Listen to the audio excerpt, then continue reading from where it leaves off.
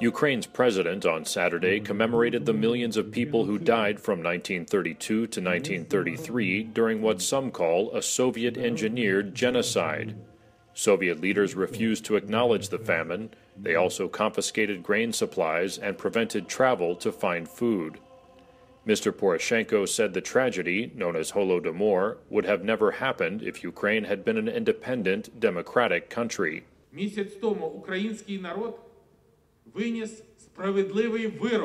And for the first time in almost 100 years, the Ukrainian parliament will not have any communists, this fifth column that shares the responsibility for the genocide of Ukrainian people. Mr. Poroshenko said the communists were now relegated to the trash can of history. He called the Russia-backed rebels fighting in the east the successors of Stalin, and accused them of repeating criminal experiments from the time of Holodomor. Today, the enemy is trying to detach us again, disunite us, make us fight, to drive a wedge between us. Today, we need to be united more than ever. The commemoration was attended by ambassadors from the United States and several other nations that call Holodomor an act of genocide against the Ukrainian people. Russia, the center of the former Soviet Union, does not, and has pointed out that other former republics suffered from famine as well.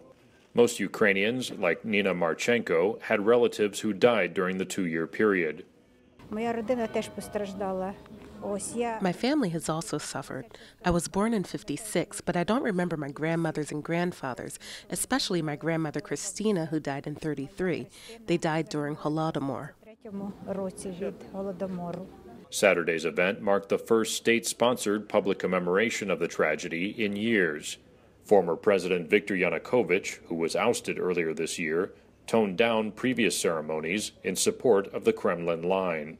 Volodymyr Viatrovych is with the Ukrainian Institute of National Memory. Yanukovych was trying not to talk about the crimes of the Soviet past. They started to close archives that contained material about crimes committed during Soviet times. And on the contrary, they started to renew some Soviet traditions. Ukraine's Western-backed leaders say they will push for the country's independence and a European future despite thousands of deaths in fighting in the East. Daniel Shearf, VOA News, Kyiv.